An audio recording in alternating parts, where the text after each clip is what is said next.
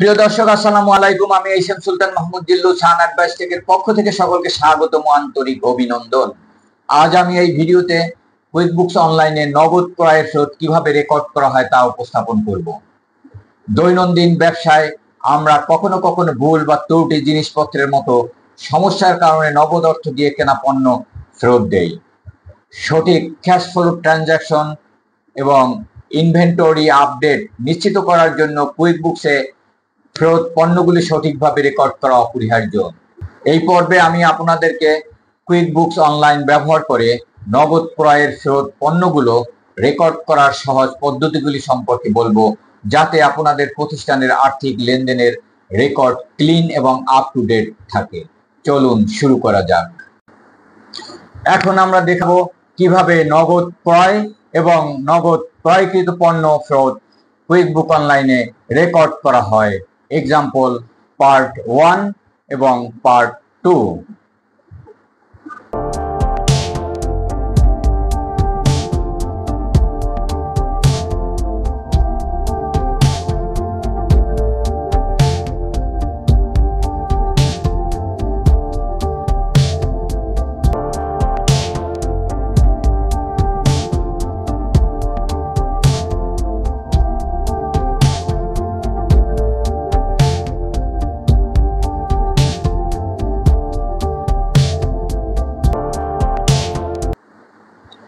প্রথম ধাপে যদি এটি ইতিমধ্যেই রেকর্ড করা না থাকে, তাহলে আমরা মূল ক্রয়টি রেকর্ড করব, এবং যদি এটি ইতিমধ্যেই রেকর্ড করা থাকে তাহলে আমরা এটি এড়িয়ে যাব। এখন আমরা ধরে নিচ্ছি এটি রেকর্ড করা হয়নি, তাই আমরা এটি রেকর্ড করব। চলুন শুরু করা যাক।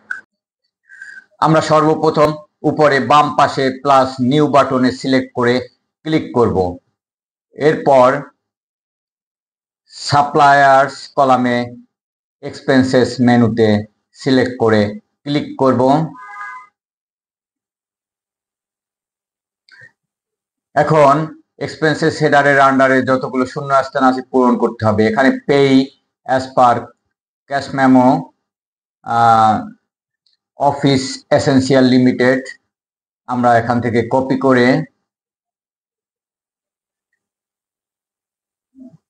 করে এখানে পেস্ট করে দিব।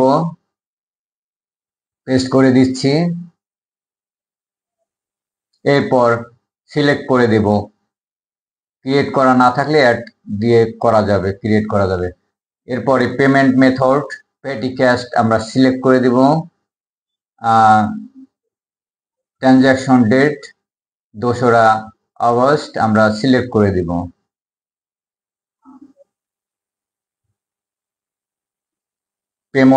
পেমেন্ট মেথড ক্যাশ আমরা সিলেক্ট করে দেব। রেফারেন্স নাম্বার আমরা ক্যাশ মেমো থেকে এখান থেকে কপি করে নিচ্ছি। এরপর এখানে আমরা পেস্ট করে দেব। এরপর মূল ভাউচার পোস্টিং দেওয়ার জন্য আমাদের হাতে অপশন আছে দুটো, একটি ক্যাটাগরি ডিটেলস, অপরটি আইটেম ডিটেলস।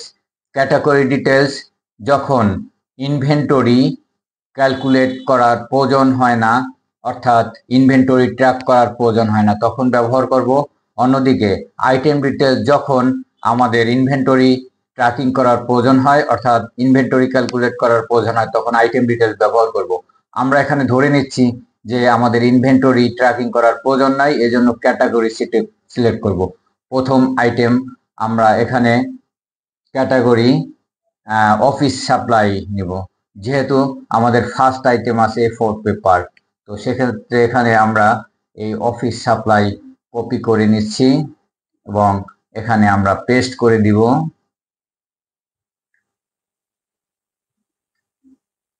এরপর সিলেক্ট করে দিব। যদি না থাকে, সিলেক্ট করে দিছি, না থাকলে অ্যাড নিউতে প্রেস করে ক্রিয়েট করা যাবে। এরপর ডেসক্রিপশন আমরা ক্যাশ মেমো থেকে কপি করব। এখানে ফার্স্ট আইটেম আছে A4 papers 5 dreams at the rate of $6 equal to 30 dollar. এখান থেকে আমরা কপি করে নিচ্ছি। এরপর আমরা এখানে পেস্ট করে দিব। অ্যামাউন্ট $30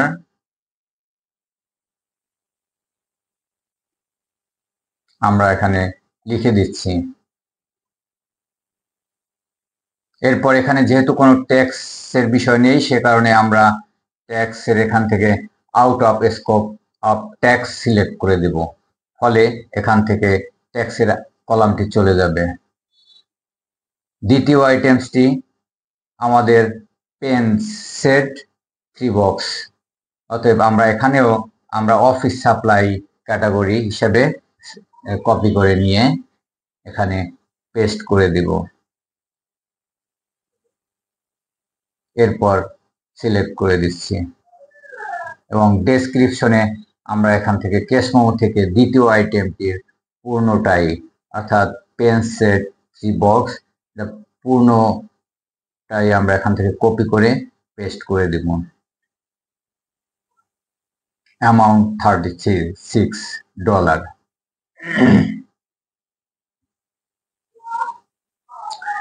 এরপর মেমোতে আমরা নোট লিখে দিব। এখানে আমরা লিখে দিচ্ছি cash purchase of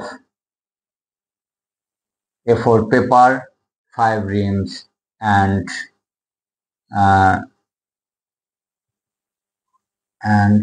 pen set 3 box আমরা এখান থেকে কপি করে নিচ্ছি।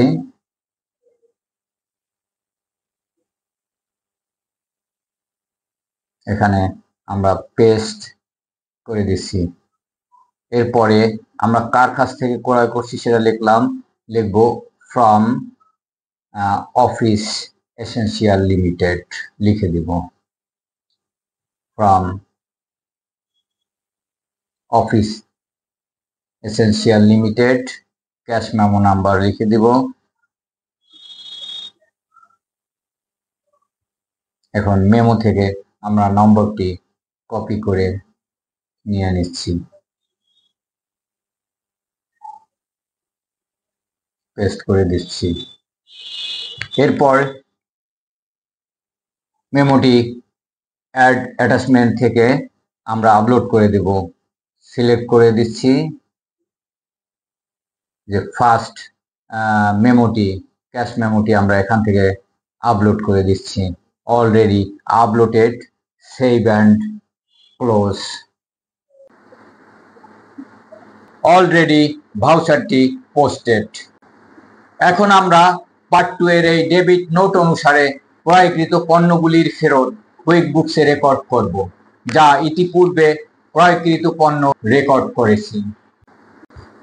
আমরা সর্বপ্রথম বাম পাশে উপরে প্লাস নিউ বাটন সিলেক্ট করে আমরা ক্লিক করব। এরপরে ডান পাশে আদার্স কলামে ব্যাংক ডিপোজিট মেনুতে সিলেক্ট করে ক্লিক করব এবং ব্যাংক ডিপোজিট হেডারের আন্ডারে শূন্যস্থানগুলো পূরণ করে দেব। অ্যাকাউন্টস এখানে পেটি ক্যাশ এবং ডেট, রিফান্ডেড ডেট মানে ফেরতের তারিখটা আমরা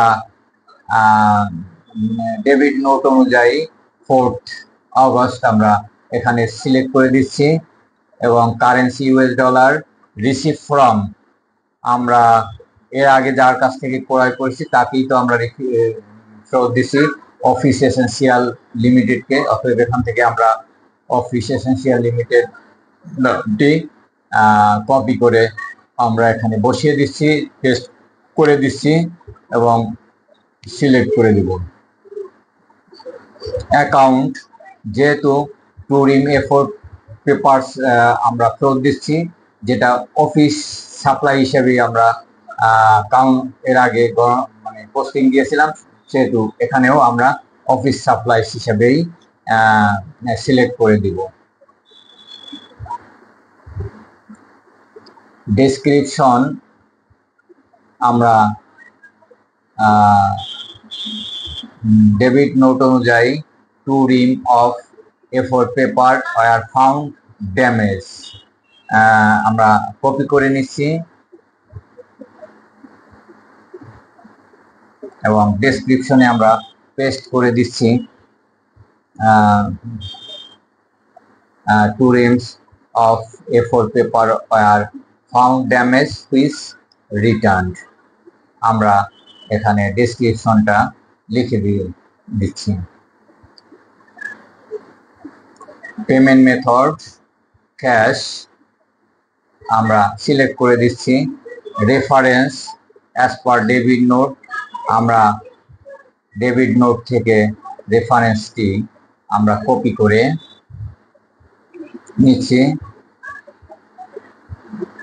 এরপর রেফারেন্স নম্বরের ঘরে আমরা পেস্ট করে দিচ্ছি। Amount as per debit note $12 আমরা লিখে দিচ্ছি। এবং এখানে যেহেতু ট্যাক্সের বিষয় নাই সেহেতু ট্যাক্সের এখানে out of scope of tax আমরা সিলেক্ট করে দিলে ট্যাক্সের কলামটি চলে যাবে। এরপর আমাদের নোট লিখে দিতে হবে। এখান থেকে ডেবিট নোট থেকে আমরা নিয়ে নিব 2 reams of A4 paper were found damaged, আমরা কপি করে নিচ্ছি।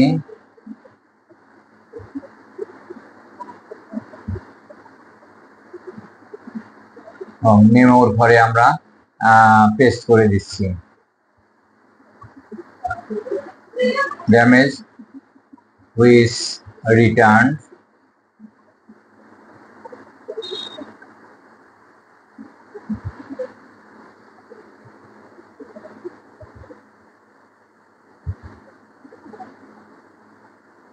এবং ডেবিট নোটটি আমরা এখানে কপি করে পেস্ট করে বসিয়ে দেব। এজন্য আমরা ডেবিট নোটে গিয়ে ডেবিট নোট নম্বরটা আমরা এখান থেকে কপি করে নিচ্ছি। এরপরে আমরা এখানে পেস্ট করে দিচ্ছি। এরপর ডকুমেন্টটি অর্থাৎ ডেবিট নোটটি এখানে সংযুক্ত করে দেবো। এই জন্য অ্যাড অ্যাটাচমেন্টে সিলেক্ট করে ক্লিক করলাম এবং এখান থেকে এই ডেবিট নোটটি আমরা আপলোড করে দিচ্ছি। Already uploaded. এরপর সেভ অ্যান্ড নিউ বাটনে সিলেক্ট করে ক্লিক করতে হবে। তো আমরা দেখতে পাচ্ছি যে অলরেডি ডেবিট নোটটি পোস্টিং হয়ে গেছে। এখন আমরা পরীক্ষা করে দেখব যে যথাযথভাবে পোস্টিং হয়েছে কিনা। এই জন্য আমরা ট্রায়াল ব্যালেন্সে যাব। ট্রায়াল ব্যালেন্সে যাওয়ার জন্য আমরা রিপোর্টে যাব। রিপোর্ট থেকে আমরা ট্রায়াল ব্যালেন্সটি চেক করে দেখব যে অফিস সাপ্লাইজ হিসাবে অফিস এসেনশিয়াল লিমিটেডের কাছ থেকে ক্রয়কৃত এবং ফেরত আইটেমগুলো এন্ট্রি হয়েছে কিনা বা পোস্টিং হয়েছে কিনা আমরা এখনই চেক করে দেখতে পারবো। তো ট্রায়াল ব্যালেন্সে আমরা যাচ্ছি। অলরেডি ট্রায়াল ব্যালেন্সটি ওপেন হয়ে গেছে। তো আমরা নিচের দিকে দেখি যে অফিস জেনারেল অ্যাডমিনিস্ট্রেশন এর ভিতরেই আমাদের অফিস সাপ্লাই আছে। তো আমরা এখানে $40 আমরা ক্লিক করে দেখি যে এখানে আছে কিনা। তো আমরা দেখতে পাচ্ছি যে 2রা অগস্ট আমরা অফিস এসেনশিয়াল লিমিটেডের কাছ থেকে আমরা A4 পেপার 5 reams পারচেস করেছিলাম এবং পেন সেট 3 বক্স আমরা পারচেস করেছিলাম যথাক্রমে $30 এবং $36 আমরা ক্রয় করেছিলাম। যা পরবর্তীকালে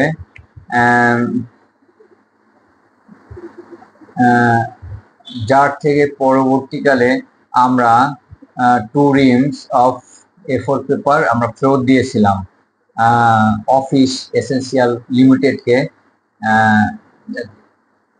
এখানে দেখা যাচ্ছে যে $12 মাইনাস হয়ে আছে।